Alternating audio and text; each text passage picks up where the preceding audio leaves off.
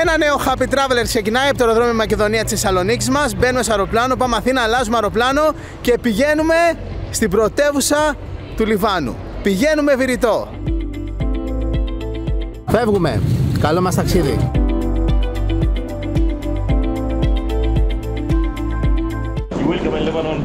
Φτάσαμε, είμαστε στο δωμάτιό μας στο κέντρο της Βηρητού. Πάμε για ξεκούραση και τα λέμε το πρωί. Καληνύχτα.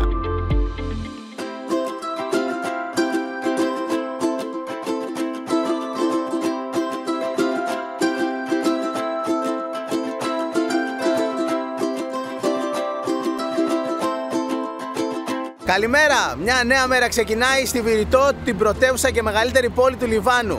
Ο Λίβανος βρίσκεται στην Ανατολική Μεσόγειο ανάμεσα σε Συρία και Ισραήλ, ενώ απέναντι είναι η Κύπρος. Από τα βόρεια σύνορα με τη Συρία μέχρι τα νότια σύνορα με το Ισραήλ είναι περίπου 200 χιλιόμετρα. Εδώ βρισκόμαστε στη διάσημη παραλιακή περατζάδα της Βηρητού που λέγεται Κόρνης. Έχει φοίνικες, μεγάλο πεζοδρόμιο, πολύ κόσμο που κάνει βόλτα οποιαδήποτε στιγμή της μέρας, είτε τώρα το πρωί είτε το απόγευμα που θα ξανάρθουμε εννοείται για να δούμε ηλιοβασίλεμα.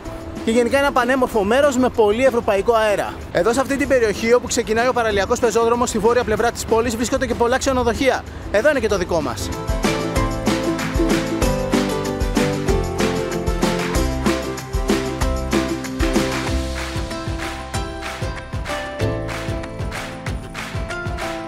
Έχει αρκετό κόσμο που ψαρεύει εδώ πέρα στην ακτή. Αυτή η παραλιακή κάνει γύρω-γύρω τη Χερσόνησο, στην οποία βρίσκεται το κέντρο της πόλης της Βηρητού. Το όνομα της χώρας Λίβανος προέρχεται από το όρος Λίβανος που βρίσκεται στα ανατολικά της χώρας και θα πάμε να δούμε στη συνέχεια αυτού του ταξιδιού. Η συνολική έκταση της χώρας είναι κάπου 10.000 τετραγωνικά χιλιόμετρα, δηλαδή είναι κάπου το 8% από ό,τι όλη η Ελλάδα.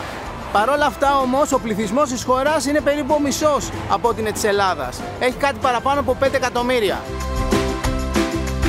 Η Βηρητός είναι γνωστή και ως Παρίσι της Μέσης Ανατολής. Η πόλη και γενικότερα η χώρα έχει πολλές γαλλικές επιρροές. Από τις αρχές του 20ου αιώνα υπήρχε γαλλική παρουσία εδώ πέρα και για 20 χρόνια ο Λίβανος ήταν και υπογαλλική κατοχή μέχρι το 1943, οπότε και έγινε ανεξάρτητο κράτος.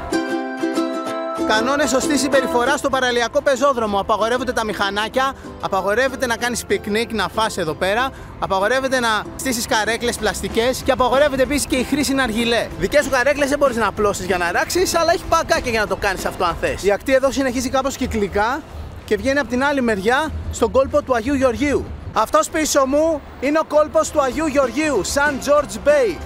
Είναι η τουριστική μαρίνα της Βηρητού, όπου αράζουν όλα τα γιότ. Το εμπορικό, επιβατικό και στρατιωτικό λιμάνι της χώρας είναι πιο βόρεια, από εκεί. Εδώ υπάρχει και στήλος με μεγάλη σημαία του Λιβάνου, η οποία έχει κόκκινες γραμμές πάνω και κάτω, στη μέση λευκή γραμμή μεγάλη και στο κέντρο υπάρχει ένας κέδρος, το εθνικό δέντρο του Λιβάνου. Και ναι, παρότι ο Λίβανος είναι μια παραθαλάσσια χώρα που βρέχεται από τη Μεσόγειο, κατά βάθος είναι μια ορεινή χώρα, μεγάλο κομμάτι της οποίας έχει βουνά.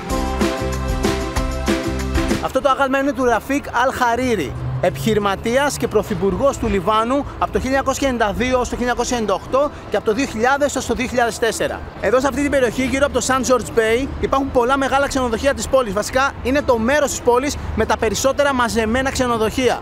Είναι το πιο κλασικό και ένα από τα πιο ασφαλή μέρη για να μείνει στη Βηρητό. Το δικό μας ξενοδοχείο είναι εκεί πέρα, σε αυτό το δρόμο, στα 50 μέτρα από τη γωνία.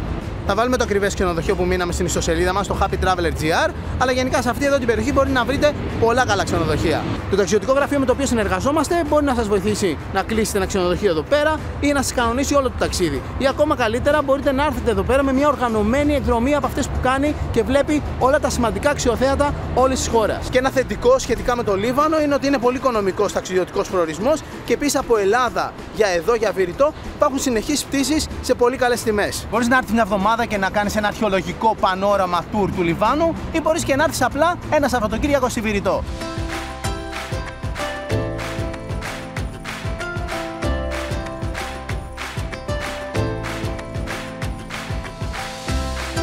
Η ιστορία του Βηρητού και του Λιβάνου πάει πίσω τουλάχιστον 3.000 χρόνια. Από το 1200 π.Χ. περίπου το 600 π.Χ. ήταν εδώ οι Φοίνικες και αργότερα ήταν η ελληνιστική περίοδος, από την οποία θα δούμε κάποια μνημεία που έχουν μείνει μέχρι και σήμερα. Μετά ήρθαν οι Ρωμαίοι, μετά ήταν κομμάτι της Βυζαντινής Αυτοκρατορίας. Κάποια φάση περάσαν από εδώ και οι Σταυροφόροι και αργότερα ήταν κομμάτι της Οθωμανικής Αυτοκρατορίας. Από το 1920 έως το 1943 υπήρχε ένα είδος γαλλικής κατοχής εδώ στο Λίβανο και μετά από το 1943 η χώρα έγινε ανεξάρτητη. Και εδώ το μέρος για την κλασική τουριστική φωτογραφία. I love Beirut. Η Βηρητός έχει πληθυσμό περίπου 2 εκατομμύρια κατοίκους, δηλαδή πάνω κάτω το 40% του πληθυσμού της χώρας. Σύμφωνα με το Σύνταγμα της χώρας, επίσημη γλώσσα του Λιβάνου είναι τα αραβικά, αλλά ο νόμος καθορίζει και κάποιες περιπτώσεις όπου χρησιμοποιείται και η γαλλική. Γενικά, σαν δεύτερη γλώσσα, στη Βηρητό θα ακούσεις πολύ τα γαλλικά. Στις πινακίδες με τις τουριστικές πληροφορίες της πόλης, όλα είναι γραμμένα στα αγγλικά, στα αραβικά αλλά και στα γαλλικά. Εδώ είναι το κομμάτι της παλιάς πόλης με τους πεζόδρομους, το πλακόστρωτο και τα πανέμορφα παλιά κτίρια. Η Βηρητός είναι αδελφοποιημένη πόλη με το Παρίσι αλλά και με την Αθήνα.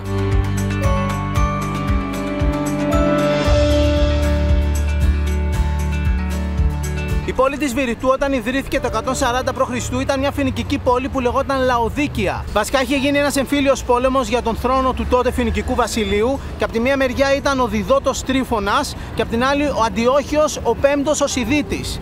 Ο πρώτος κατέστρεψε την πόλη ενώ ο δεύτερος μετά την ξαναέφτιαξε και της έδωσε το όνομα Λαοδίκια, τιμώντας τη Λαοδίκη που ήταν μητέρα του βασιλιά Σέλευκου του Πρώτου. Ο Σέλευκος ήταν ένας από τους διαδόχους του Μεγάλου Αλεξάνδρου. Γενικά η Βηρητός υπολογίζεται ότι είναι μια πόλη με ιστορία που αγγίζει τα 5.000 χρόνια.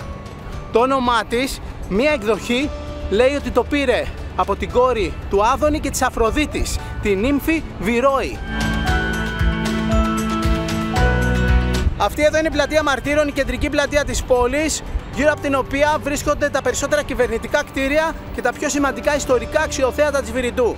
Το άγαλμα αυτό των μαρτύρων είναι αφιερωμένο σε ήρωες εδώ από το Λίβανο που εκτελέστηκαν το 1916 σε αυτό εδώ το σημείο από τους Οθωμανούς. Και ο Λίβανος προσπαθούσε να γίνει ανεξάρτητος από την Οθωμανική Αυτοκρατορία εκείνη την εποχή.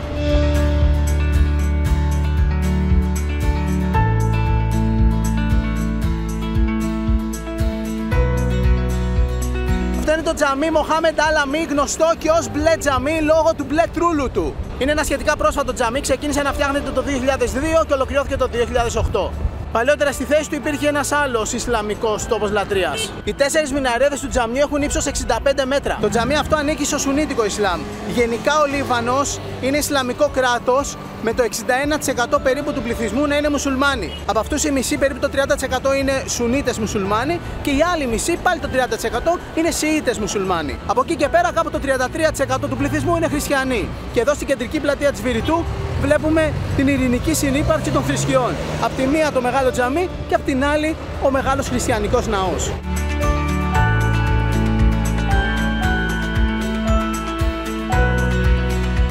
Αυτός είναι ο ιερός ναός του Αγίου Γεωργίου του Μαρονίτη. Ο ναός αυτός είναι εμπνευσμένος από τη βασιλική της Σάντα Μαρία Ματζόρε στη Ρώμη. Ο ναός χτίστηκε μεταξύ 1884 και 1894 στη θέση όπου προϋπήρχε ένας παλαιότερος ναός από τα τέλη του 18ου αιώνα. Γύρω-γύρω από τον ναό, βασικά σε όλη αυτή την περιοχή της κεντρικής πλατείας της Βηρητού, υπάρχουν αρχαία απομεινάρια της αρχαίας φοινικικής πόλης. Φοινικική που ήταν και ελληνιστική και μετά ρωμαϊκή.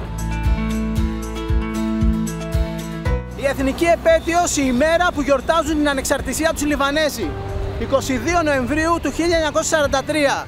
Τότε έφυγαν οι Γάλλοι από εδώ και ο Λίβανος έγινε ανεξάρτητο κράτος.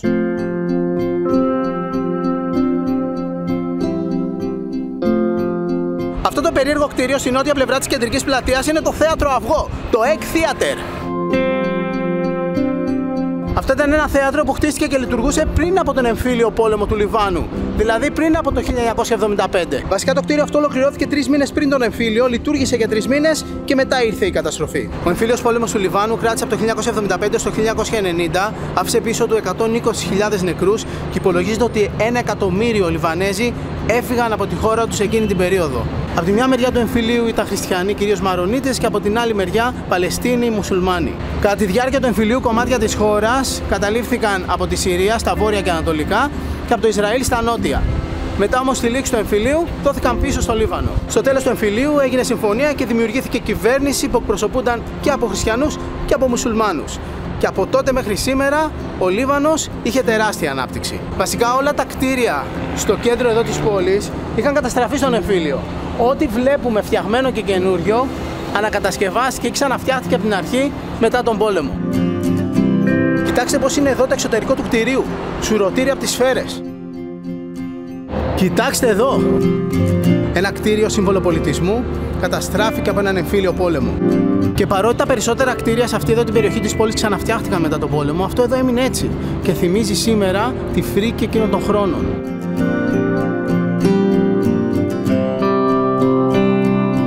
Εδώ είμαστε στην καρδιά της πόλης, στο σημείο που βρίσκονται τα περισσότερα κυβερνητικά κτίρια, όπως το γραφείο του Πρωθυπουργού, η Βουλή του Λιβάνου κλπ.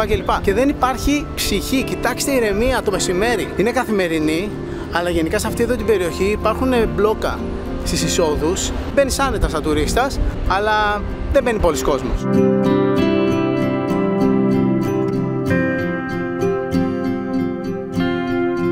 Αυτή είναι η Place l'Étoile, η πλατεία Αστέρι, εμπνευσμένη από την αντίστοιχη πλατεία του Παρισιού, όπου υπάρχει εκεί πέρα η αψίδα του Θριάμβου. Εδώ υπάρχει το ιστορικό ρολόι της Βηρητού. Εδώ σε αυτή την περιοχή είναι και όλα τα κεντρικά κτίρια των τραπεζών του Λιβάνου. Και επειδή το τελευταίο διάστημα ο Λίβανος έχει μια τραπεζική κρίση και ο κόσμος προσπαθεί να πάει να βγάλει λεφτά από τις τράπεζες και δεν μπορεί, έχουν κλείσει αυτή εδώ την περιοχή για να ασφαλίσουν κατά κάποιο τρόπο τις τράπεζες και να μην γίνονται διαδηλώσεις και επιθέσεις σε αυτές. Στην άλλη πλευρά της πλατείας συναντάμε τον ελληνοορθόδοξο ναό του Αγίου Γεωργίου που φτιάχτηκε τον 14ο αιώνα, τη Βυζαντινή περίοδο εδώ στη Βηρητό. Κοιτάξτε πόσα μαγαζιά υπήρχαν που κλείσανε.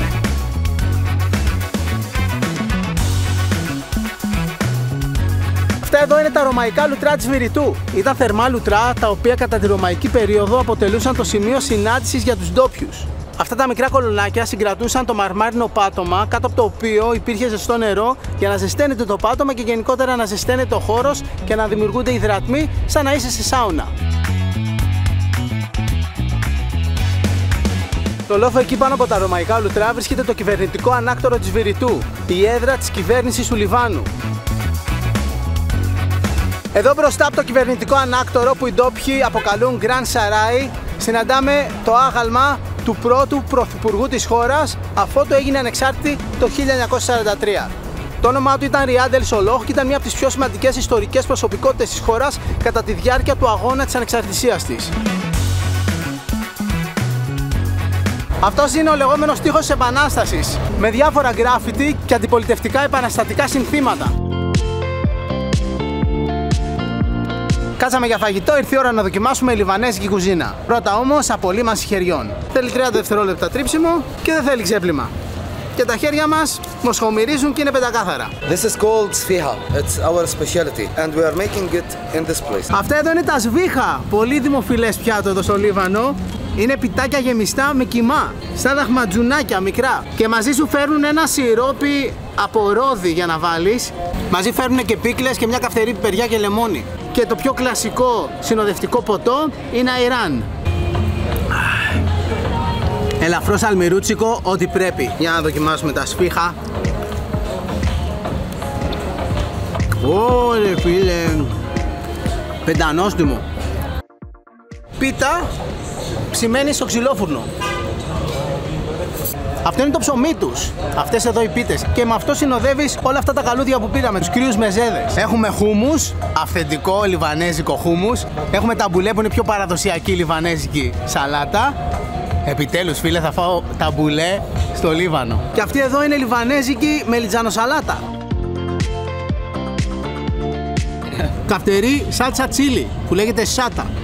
Πόρε φίλε, πεντανόστιμη είναι η λιβανέζικη κουζίνα. Το καλύτερο ταμπουλέ που έχω φάει ποτέ. Για όλα όσα πήραμε, πληρώσαμε σε λίρες Λιβάνου 1.873.000 και μπορείς να πληρώσεις και σε δολάρια. Είναι σχεδόν 20 δολάρια. Θα πάμε τώρα να πάρουμε ενοικιαζόμενο αυτοκίνητο, επειδή το ταξίδι μας στο Λίβανο θα έχει και road trip εκτός πρωτεύουσας. Αυτό θα είναι το αμάξι μας στο Λίβανο. Μπαίνουμε και φεύγουμε. Θα φύγουμε τώρα εκτός πόλης να πάμε προς τα νότια, αλλά το βράδυ θα επιστρέψουμε να κοιμηθούμε στη Βηρητό. Και αύριο θα συνεχίσουμε τις βόλτες μας εδώ. Οδηγούμε νότια παράλληλα με την ακτή. Περάσαμε την περιοχή του αεροδρομίου και πηγαίνουμε ακόμα πιο νότια. Στα περίπου 100 χιλιόμετρα από την πόλη της Βηρητού είναι το τέλος της χώρας, στα σύνορα με Ισραήλ. Εμείς θα πάμε να επισκεφτούμε δύο ιστορικές πόλεις σε αυτή εδώ την περιοχή. Γενικά, επειδή ο Λίβανος σαν χώρα είναι μικρός, μπορείς αν θέλεις να έρθεις μερικές μέρες και με ημερήσιες εκδρομές να πας να δεις όλα τα σημαντικά αξιοθέατα της χώρας. Το βράδυ να επιστρέφεις για να κοιμηθείς πίσω στη Βηρητό. Εμείς τώρα για παράδειγμα θα πάμε να δούμε δύο μέρη και θα επιστρέψουμε Βηρητό. Αλλά άλλη μέρα θα φύγουμε και θα κοιμηθούμε εκτός. Και αυτό θα το κάνουμε για να κερδίσουμε χρόνο. Επειδή κυρίως προς τα βόρεια έχει πολλά πράγματα που θέλουμε να δούμε που δεν προλαβαίνουμε να τα δούμε όλα σε μία μέρα. Ο Λίβανος είναι η χώρα νούμερο 99 για την εκπομπή μας. Στάση για τουαλέτα, καφέ και νερό. Καφές, 4 νερά και 3 χυμοί, 4 δολάρια. Πήρα αυτό, εντάξει, χυμός μήλου απλώς. Και πήρα και δύο πράγματα τα οποία φαίνονται πολύ τοπικά. Αυτό εδώ που είναι χυμός μήλου με ανθρακικό. Και αυτό εδώ είναι λεμονάδα. Και τα δύο παραγωγής Λιβάνου. Πρώτη φορά πίνω τέτοια μιλάδα με ανθρακικό. Η μάρκα λέγεται Καζούζα. Εν τω μεταξύ, κοιτάξτε αυτό. Πλήρωσα σε αμερικάνικα δολάρια, έδωσα 10 δολάρια και μου έδωσε για ρέστα τοπικά λεφτά, που είναι ας πούμε 6 δολάρια. Όλα αυτά με 10-15 δολάρια είσαι εκατομμυριούχος.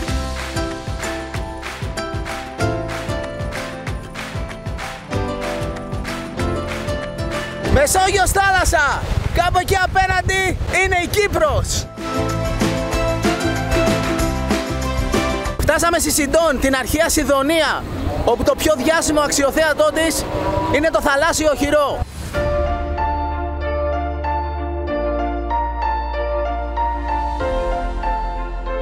Το οχυρό είναι κυριολεκτικά μέσα στο νερό. Περνάς μια πέτρινη γέφυρα και μετά έχει μια ξύλινη τελευταία γέφυρα για να μπεις μέσα.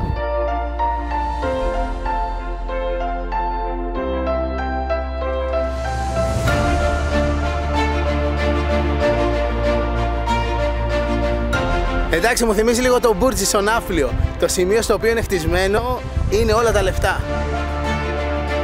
Η Σιδώνα ήταν μια πολύ σημαντική πόλη της αρχαίας Φινίκης, η οποία σε κάποια φάση υποτάχθηκε στο στρατό του Μεγάλου Αλεξάνδρου και τα επόμενα χρόνια γνώρισε μεγάλη ακμή. Ήταν η εποχή που κουμάντο εδώ έκαναν οι Πτολεμαίοι και συνέχεια οι Σελευκίδες.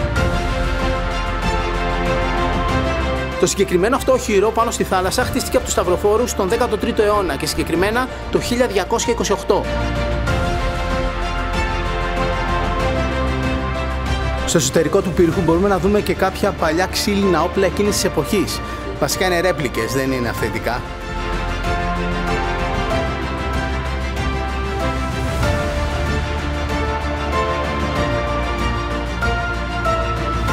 Η Σιντών είναι σημαντικό λιμάνι, αλλά παλαιότερα ήταν πολύ πιο σημαντικό. Τις τελευταίες δεκαετίες τη σημαντικότητά της την έχει κατά κάποιο τρόπο καταπιεί η Βηρητός, επειδή πλέον τα καράβια μπορούν να κάνουν εύκολα μεγαλύτερες αποστάσεις. Μια άλλη εποχή έπρεπε να ξεκινήσει κάποιος από τη Βηρητό, να κάνει στάση εδώ, να κάνει στάση και στην Τύρο πιο κάτω και μετά να συνεχίσει προς Αίγυπτο.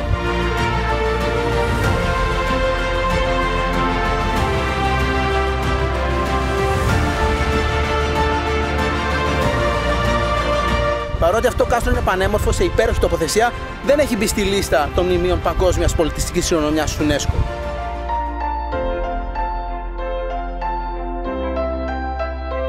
Ωραία, φεύγουμε τώρα από τη Σιδώνα, μπαίνουμε στο αμάξι και συνεχίζουμε ακόμα πιο νότια.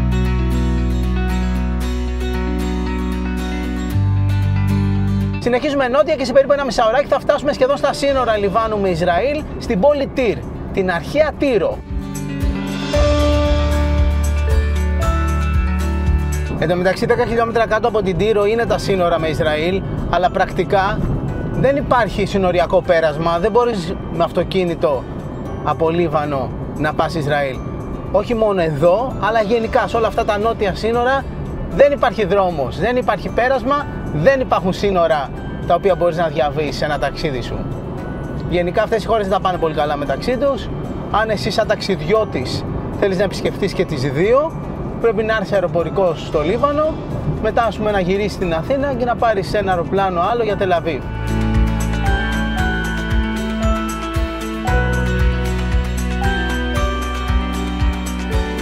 Φτάσαμε στην Τύρο, μία από τις αρχαιότερες συνεχόμενα κατοικημένες πόλεις σε όλο τον κόσμο. Η σύγχρονη πόλη της Τύρ έχει σήμερα στο κέντρο της 60.000 πληθυσμό και αν μετρήσουμε τη μητροπολιτική περιοχή γύρω-γύρω φτάνει στους 170.000.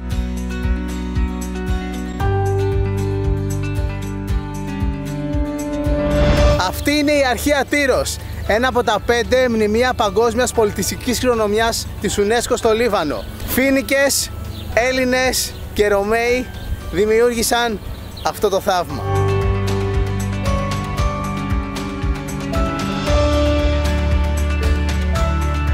Η Τύρος ήταν μία από τις μεγαλύτερες μητροπόλεις της αρχαίας Φοινίκης και σύμφωνα με το μύθο ήταν η γενέτειρα της Ευρώπης. Ο Έλληνας ιστορικός Ηρόδοτος, γεννημένος στην Αλικαρνασσό, επισκέφθηκε την αρχαία Τύρο κάπου το 450 π.Χ. μετά τους Περσικούς πολέμους. Από τα συγγράμματά του έχουμε κάποιες πληροφορίες για την αρχαία Τύρο, όπως για παράδειγμα ότι ήταν μια πόλη με τείχη γύρω-γύρω, η οποία ιδρύθηκε κάπου το 2750 π.Χ. Πριν κάποιες δεκαετίες, οι αρχαιολόγοι επιστημονικά επιβεβαίωσαν αυτά που μας είχε πει ο Ηρόδοτος. Γενικά ο αρχαιολογικός χώρος είναι τεράστιος, αλλά μπορείς να δεις αρχαία και εκτός αυτού. Γενικά όλη εδώ η περιοχή είναι γεμάτη με αρχαία κομμάτια από μινάρια της αρχαίας Τύρου. Υπάρχουν αρχαία ακόμα και στη θάλασσα, κολόνες μέσα στο νερό.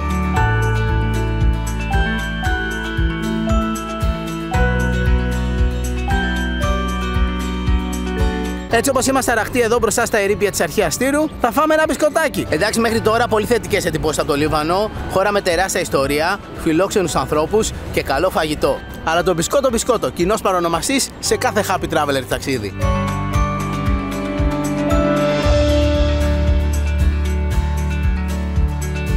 Αυτή είναι η κεντρική αγορά της Τύρ. Το απόγευμα δεν έχει πολλή κίνηση και τα περισσότερα μαγαζιά είναι κλειστά. Αλλά έχει κάποιους πάγκους ανοιχτούς τέτοια ώρα για να πάρουμε μια γεύση. Σαν να είσαι σε λαϊκή αγορά στην Ελλάδα. Πάνω κάτω έχει τα ίδια πράγματα. Γι' αυτό νομίζω στους Έλληνες μας αρέσει τόσο πολύ η λιβανέζικη κουζίνα, επειδή πάνω κάτω οι πρώτες ύλες είναι ίδιες. Τα κεράσια είναι από το Λίβανο, από τα βουνά. Για να δοκιμάσουμε λιβανέζικο κεράσι. Πολύ γλυκό και ολόφρεσκο. Θα πάρουμε 1 κιλό να φάμε το βράδυ. Έχουν και μήλα παραγωγή στο Λίβανο. Αλλά εκείνα τα πιο fancy είναι από Ιταλία. Your name is? Walid. Welcome very much. Welcome to Lebanon. Thank you. Ωραία, πέρασε η ώρα. Πήραμε τα κεράσια μας. Μπαίνουμε στο αμάξι και επιστρέφουμε πίσω στη Βηρητό. Είναι καμιά ώρα δρόμο από εδώ. Είμαστε πίσω στη Βηρητό, αφήσαμε το αυτοκίνητο στο πάρκινγκ του ξενοδοχείου και βγήκαμε να βρούμε κάτι να φάμε.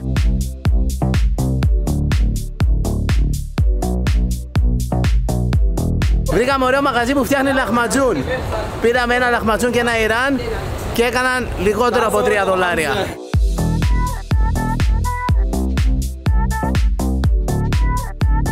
Το λαχματζούν το ψημένο το τυλίγουνε και το κάνουνε σαν τορτίγια και το βάζουν σε χαρτί. Ωραία. Πριν φάμε, απολύμανση χεριών με το αρωματικό μας πορτοκαλί αντισηπτικό.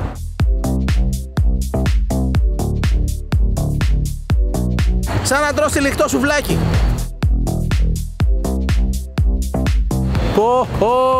Η πίτσα της Ανατολής είναι όλα τα λεφτά. Εντάξει, ταξίδι στο Λίβανο αξίζει ακόμα και απλά μόνο για το φαγητό.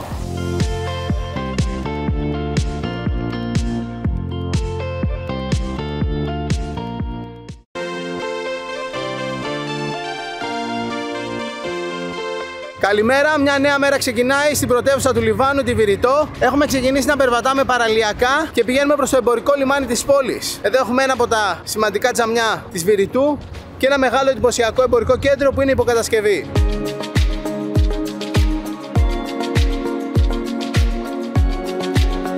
Από εδώ και πέρα ξεκινάει το κομμάτι με το εμπορικό λιμάνι του Λιβάνου.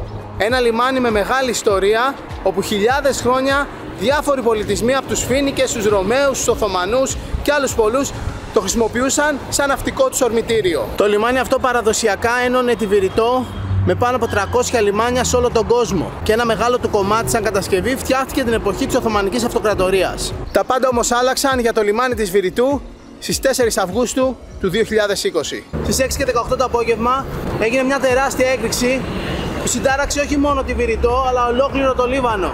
Περίπου 3.000 τόνοι νητρικού αμμονίου έπιασαν φωτιά και ξεράγησαν, με αποτέλεσμα να διαλυθεί κυριολεκτικά όλο το λιμάνι. Ο τραγικός απολογισμός ήταν πάνω από 217 νεκροί και 7.000 τραυματίες, ενώ 300.000 άτομα αναγκάστηκαν να καταλήψουν τις εστίες τους. Τα σπίτια τους διαλύθηκαν και έπρεπε να φύγουν. Οι ζημιές από εκείνη την έκρηξη υπολογίζονται σε 15 δισεκατομμύρια δολάρια.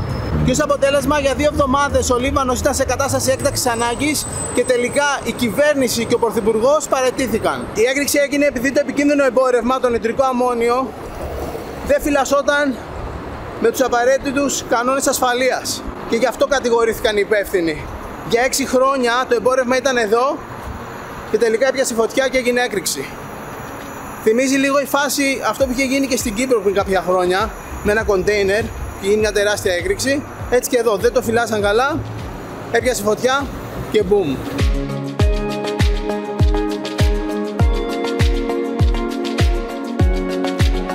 Στο λιμάνι τώρα δεν μπορούμε να πάμε για να δούμε το σημείο 0 που είναι δίπλα σε εκείνο το κατεστραμμένο κτίριο. Η έκρηξη εκείνη ήταν τόσο μεγάλη που την ένιωσαν σε όλες τις γύρω χώρες.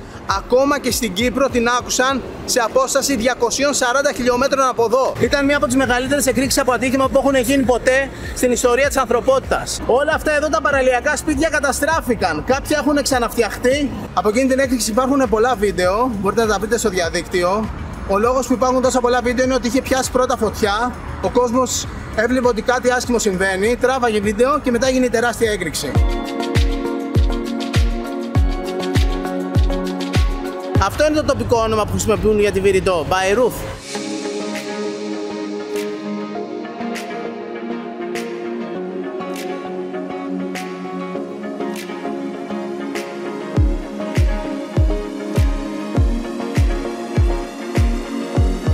Εδώ είμαστε ακριβώς στην ευθεία από το σημείο που έγινε η έκρηξη. Κάποια κτίρια είναι ακόμα κατεστραμμένα, κάποια άλλα έχουν φτιαχτεί. Κοιτάξτε εδώ, σπάσαν όλα τα τζάμια, δεν έμεινε σχεδόν τίποτα όρθιο. 300.000 ατόμων τα σπίτια καταστράφηκαν και όλοι αυτοί αναγκάστηκαν να φύγουν να πάνε αλλού. Παρότι αρχικά ήταν κρανίου τόπου όλη αυτή η γειτονιά, σιγά σιγά άρχισαν τα σπίτια να ξαναφτιάχνονται, τα μαγαζιά να ξανανοίγουν και γενικότερα να επιστρέφει μια κάποια κανονικότητα. Ακόμα και η οικονομική κρίση που περνάει τους τελευταίους μήνες ο Λίβανος με τις τράπεζες λέγεται ότι προήλθε ή τέλος πάντων προκλήθηκε πιο έντονα από το γεγονός της 4ης Αυγούστου του 2020. Τα κτίρια που έπαθαν τη μεγαλύτερη ζημιά ήταν αυτά που είχαν οπτική πρόσβαση με τη θάλασσα. Όσα είχαν μπροστά, ανάμεσα σε αυτά και την έκρηξη, κάποιο άλλο μεγάλο κτίριο, γλίτωσαν τις μεγάλες καταστροφές, όπως αυτή η εκκλησία.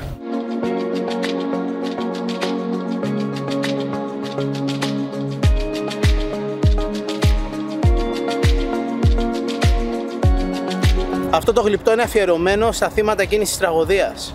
Στη βάση του, στην τρίμνια, απομεινάρια της καταστροφικής έκρηξης. Και εδώ το μήνυμα από τους δημιουργούς αυτού του γλυπτού. Αφιερωμένο στη μνήμη των θυμάτων και γύρω-γύρω πλάκες με τα ονόματα όσων χάθηκαν εκείνη τη μέρα.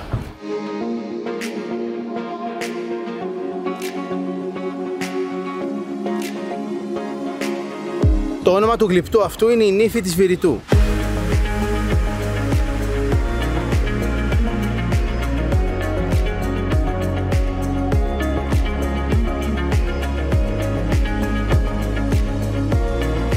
Αυτός είναι ο αρμένικος ορθόδοξος χριστιανικός ναός των Αγίων Γρηγορίου και Ηλία.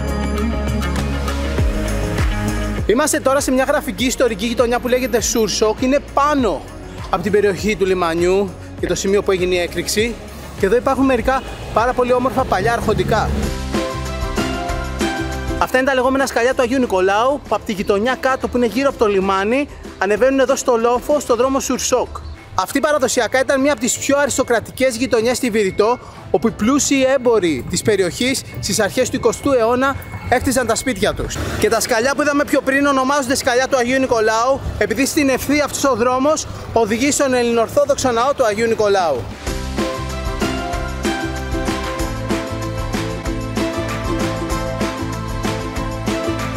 Αράζουμε λιγάκι στο παρκάκι του Αγίου Νικολάου απέναντι από το ναό και τρώμε ένα μιλαράκι. Τα πιο επιβλητικά κτίρια που υπάρχουν εδώ είναι το ανάκτορο του Σουρσόκ, το οποίο το ανακατασκευάζουν τώρα μετά τις ζημιές που έπαθε από τη μεγάλη έκρηξη το 2020, αλλά και το μουσείο, το Ιμπραήμ Νικόλα Σουρσόκ, το οποίο είναι μουσείο τέχνης και λειτουργήσε ξανά πριν από λίγες μέρες. Το κτίριο αυτό είχε πάθει μεγάλες ζημιές με την έκρηξη του 2020, αλλά μόλις ολοκληρώθηκαν οι εργασίες αναστήλωσης, το μουσείο άνοιξε ξανά. Το μουσείο αυτό πρώτο άνοιξε το 1961 και έχει μέσα έργα μοντέρνας τέχνης από το Λίβανο και από τον υπόλοιπο κόσμο. Η βίλα που το φιλοξενεί είναι ένα από τα πιο όμορφα σπίτια σε όλη τη Βηρητό και χτίστηκε το 1912. Σε αυτόν εδώ το δρόμο των Σουρσόκ με όλα αυτά τα εντυπωσιακά αρχοντικά ήταν η αρχιεπισκοπή της Ελληνοορθόδοξης Εκκλησίας του Λιβάνου.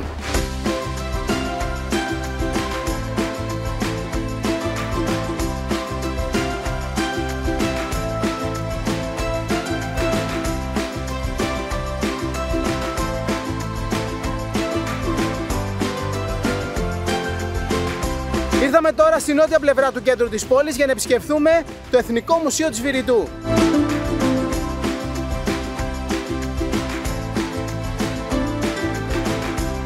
Στο Εθνικό Μουσείο του Λιβάνου υπάρχουν εκθέματα από διαφορετικές χρονικές περιόδους της χώρας, αλλά υπάρχουν και από διαφορετικές γεωγραφικές περιοχές του Λιβάνου. Ψηφιδωτό του 3ου αιώνα π.Χ. με την αρπαγή της Ευρώπης. Βρέθηκε στην πόλη Βίβλο, στα βόρεια της Βηρητού. Θα την επισκεφθούμε τη Βίβλο σε αυτό το ταξίδι. Ακμή και Χάρις, ο μεθυσμένος σιλήνος πάνω σε έναν πάνθυρα. Και αυτό από τη Βίβλο από τον 3ο αιώνα π.Χ. Όπως καταλαβαίνουμε, πολλά εκθέματα εδώ πέρα είναι από την ελληνιστική περίοδο της περιοχής του Λιβάνου, όταν ήρθε εδώ ο Μέγας Αλέξανδρος και στη συνέχεια όταν η αυτοκρατορία του συνεχίστηκε με τους Σελευκίδες εδώ στην περιοχή του σημερινού Λιβάνου. Σαρκοφάγος που απεικονίζει το μύθο του Ηρακλή, 2ο αιώνα μετά Χριστόν, από την πόλη Τύρος στη νότια πλευρά του Λιβάνου. Ψηφιδωτό με σημαντικές προσωπικότητες της αρχαίας Ελλάδας. Στο κέντρο είναι η Καλλιόπη, η μούσα της φιλοσοφίας. Σοκράτης ο Αθηναίος. Καλής ο Μιλήσιος. Σόλων ο Αθηναίος. Είναι το μοσαϊκό των 7 σοφών που βρέθηκε στην αρχαία πόλη Μπάλμπεκ, δηλαδή την Ηλιούπολης, στην ανατολική πλευρά της χώρας. Θα πάμε και εκεί σε αυτό το ταξίδι. Παντού ελληνικά. Μια συγκίνηση τη νιώθεις. Αλέξανδρος, νύμφη. Και αυτό το μοσαϊκό είναι από την πόλη του Ηλίου, την Ηλιούπολη, το Μπάλμπεκ, και απεικονίζει τη γέννηση του Αλέξανδρου. Τα πάντα γραμμένα στη γλώσσα του Μεγάλου Αλεξάνδρου, ελληνικά. Μοσαϊκό από τη Βυζαντινή περίοδο. Αυτές όλοι οι σαρκοφάγοι που βρίσκονται στην κεντρική αίθουσα έχουν έρθει από την νεκρόπολη της πόλης Τύρου στα νότια. Πάμε και πάνω μια βόλτα. Εδώ στο πάνω όροφο έχει εκθέματα από προγενέστερες περιόδους του Λιβάνου, προϊστορικά χρόνια και εποχή του Χαλκού. Σύμφωνα με τα ευρήματα, η γνωστή ιστορία αυτής της περιοχής του πλανήτη πηγαίνει πίσω μέχρι και 5.000 χρόνια. Αυτά είναι από την ελληνιστική περίοδο. Παράδειγμα, αυτό είναι άγαλμα της Αφροδίτης από τον 1ο αιώνα π.Χ. Φύλλα χρυσού από τη ρωμαϊκή περίοδο που βρέθηκαν στο Μπάλμπεκ.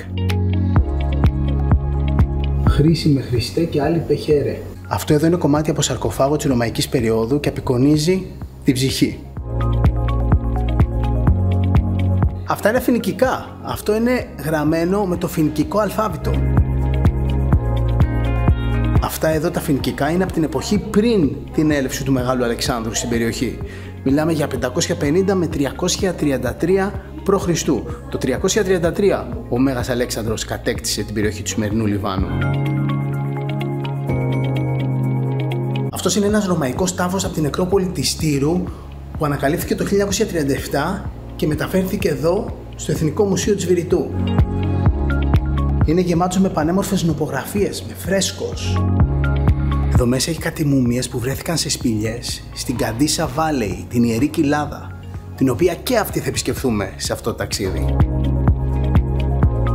Σε αυτή έχει διατηρηθεί κάπως και το δέρμα, ακόμα και τα μαλλιά. Κοιτάξτε εκεί. Φεύγουμε από εδώ, πολύ ωραία ήτανε, όμορφο μουσείο με πολύ έντονο ελληνικό στοιχείο.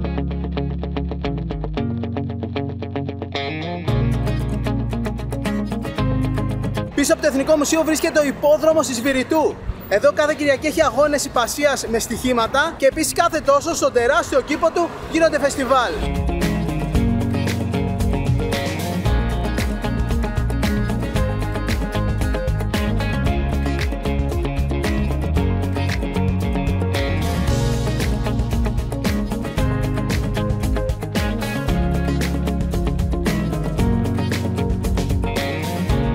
Περπατάμε τώρα σε μια πολύ πιο ζωντανή αστική γειτονιά στο κέντρο της Βηρητού.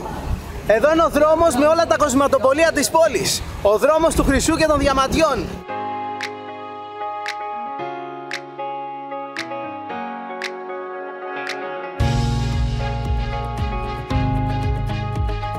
Εδώ έχει πολλούς μικροπολιτές με πάγκους πάνω στο δρόμο. Είτε πουλάνε φιστίκια όπως είδαμε, είτε διάφορα φρούτα, λαχανικά κλπ.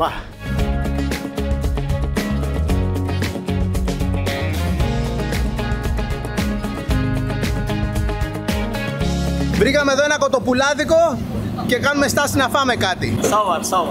Πριν φάμε, απολύμανση χεριών, απαραίτητη. Πρώτα πατατούλες. Εν τω μεταξύ, αυτή η σάλτσα που βάζουν μαζί είναι μαγιονέζα με πολύ σκόρδο. Είναι σκορδάτη μαγιονέζα. Σαντουιτσάκι με πίτα αραβική πατημένο, δηλαδή συντοσχέρα, και μέσα έχει κοτόπουλο φρεσκοψημένο εδώ στη σούβλα, πατατούλες, σος και πιπεριά και πίκλες. Ωραίο φαίνεται. Ωραία φίλε, ολόφρεσκο, πεντανόστιμο, όσο πικάντικο πρέπει να είναι, και με αυτή την σκορδάτη μαγιονέζα που λατρεύω. Μέσα δεν έχει γύρο κοτόπουλο σαουάρμα, έχει ψητό κοτόπουλο, ψαχνό, από αυτό που ψήνουν στη σούβλα.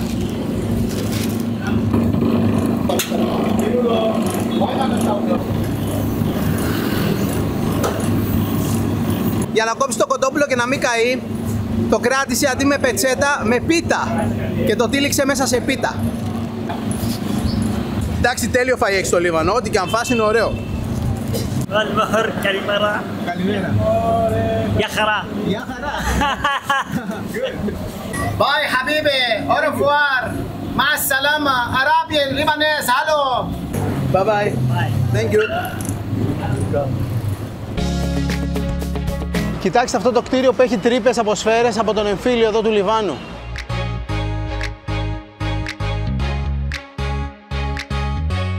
Μερικές φορές τα μη τουριστικά μέρη σε μια πόλη είναι αυτά που έχουν το μεγαλύτερο ενδιαφέρον.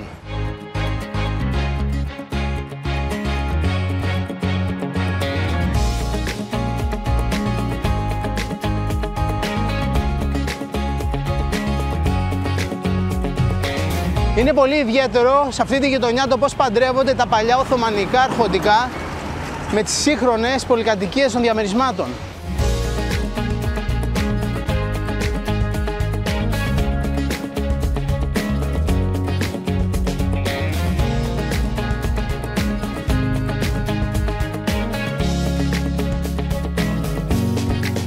Ήρθαμε στην περιοχή Χάμρα, στο κέντρο της Βηρητού, μια από τις πιο ανεπτυγμένες γειτονιές της πόλης, όπου βρίσκεται και το Αμερικανικό Πανεπιστήμιο του Λιβάνου. Αυτή είναι η κεντρική πύλη του Πανεπιστημίου, το οποίο ιδρύθηκε το 1866.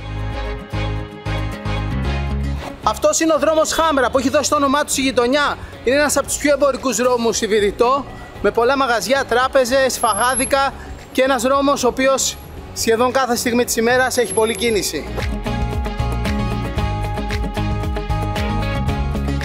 Ο δρόμος μας έφερε σε ένα μπεργκεράδικο με εξαιρετικές κριτικές. Ωραία και τα παραδοσιακά φαγητά, αλλά ωραίο και όταν επισκέφτεσαι σε μια ξένη χώρα να δοκιμάζεις και τη μοντέρνα της κουζίνα. Αυτό είναι το Zinger Burger και είδα online ότι όλοι γι' αυτό μιλούσανε. Γράφαν σχόλια. Zinger Burger, το καλύτερο, δεν ξέρω τι. Και λέω πρέπει να πάω να δοκιμάσω. Το κόβουν και στη μέση. Μπεργκεράρα. Εν τω μεταξύ το πήρα πικάντικο και έχω υπερκαεί, αλλά είναι ωραίο κάψιμο. Το μπέικον που χρησιμοποιούν εδώ δεν είναι χοιρινό, είναι από γαλοπούλα. Ωραία, φάγαμε, πάμε να συνεχίσουμε τις βόλτες μας.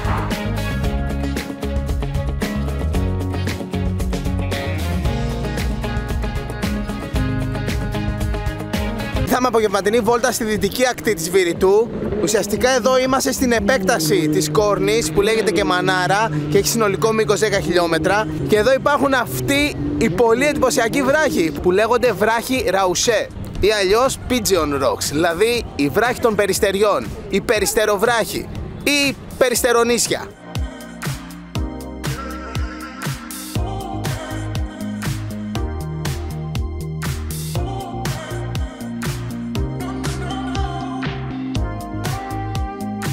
Υπάρχει ένα μονοπατάκι που κατεβαίνει προς τα κάτω και πηγαίνει παράλληλα με την ακτή και έτσι μπορείς να δεις τους βράχους από διαφορετικές γωνίες και επίσης να βγάλεις πολύ ωραίες φωτογραφίες.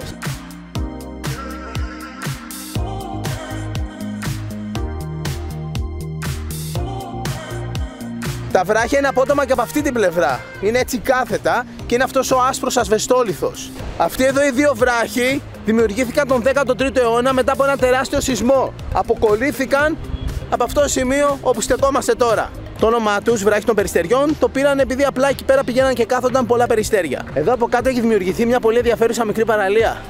Αλλά εκεί έχεις πρόσβαση μόνο με βάρκα. Κοιτάξτε τα μαγαζιά απέναντι, πώς είναι χτισμένα ακριβώς στην άκρη του βράχου.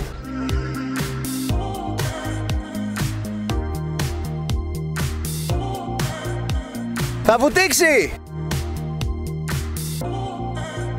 Wow, αυτό ήταν καλή βουτιά. Ωραία, νομίζω βρήκαμε το τέλειο μέρος για να αλλάξουμε και να δούμε το ηλιοβασίλεμα.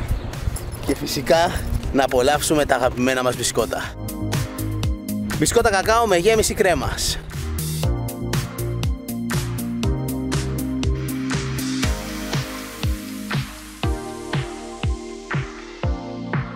Κάτω από το μεγάλο βράχο υπάρχει σπηλιά. Βασικά δημιουργείται μια καμάρα. Μπορείς να μπεις από τη μία με βάρκα και να βγεις από την άλλη.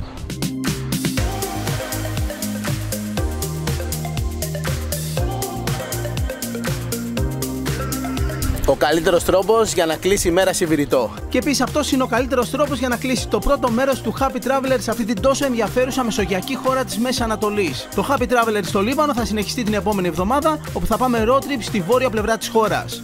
Μέχρι τότε να είστε καλά, φιλιά πολλά και να θυμάστε ότι η πιο σημαντική αποσκευή σε κάθε ταξίδι είναι η καλή μας διάθεση. Γεια!